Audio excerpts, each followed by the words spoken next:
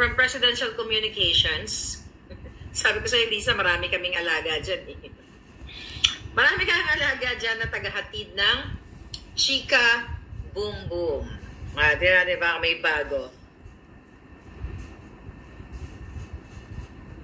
Okay. So, hindi pala totoo na meron silang flu-like symptoms. Okay? Flu-like symptoms, sinungalingan lang pala. Si Lisa Smuggs, okay, dahil sa mga nangyayari ngayong kabulasugan at nabubuking, lalo na itong ating expose na sa kanyang pagiging kidnapper nila, you know, sa lahat ng anomalya, nagra-rumble na sila. Sabi ko, sana magtagihan na lang, maggurgura na lang sila nang matapos na problema natin, wala tayong kahirap-hirap. So, ang magtigihan silang mag-asawa. Ang system, mga kababayan, so yung balita nila, actually nasa balita natin yan, nakesyo itong mga balita din natin. Ito. Diba? May balita, sabi ng mga kasinungalingan nila, bangag na bangag kuting at kidnapper Lisa, pinagpapahinga matapos magkaroon ng flu-like symptoms. Sa kakatravel ang mga hinayupak, di ba? Pero ang totoo pala, wala naman daw silang flu-like symptoms. So, para basahin natin ang balita for the heck.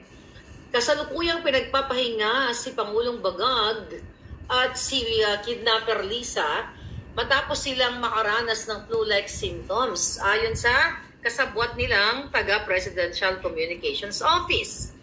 So, yun ang chika boom boom nila. Sa isang pahayag ng PCO, nitong Marso 20, sinabi nitong nagkaroon ng naturang sintomas ang first trader, first ahas sa kanilang full schedule ng mga nakarang araw.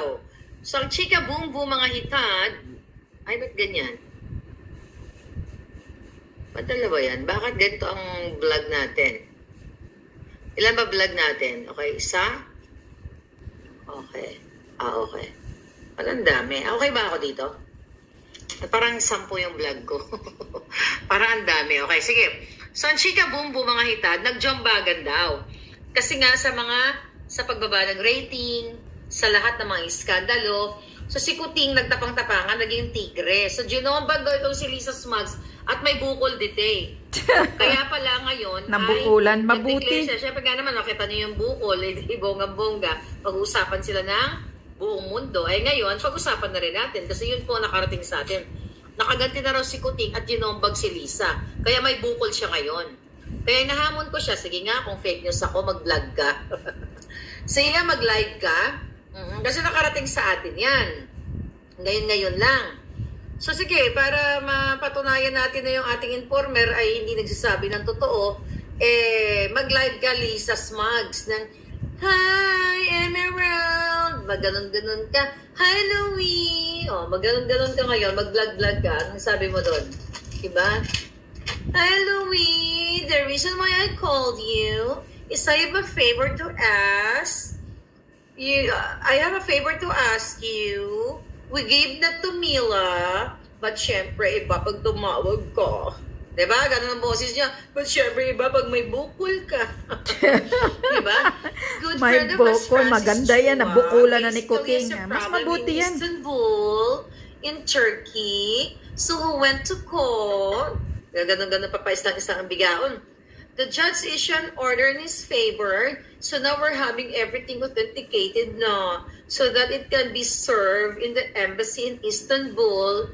Right? So, Milad has it all. Has all the documents. So, I won't bore you with the details.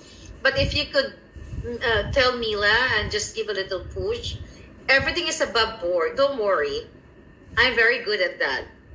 But, yeah, that's it. So, I hope to see you soon. Sabi ng kidnapper. So, mag-vlog ka ngayon.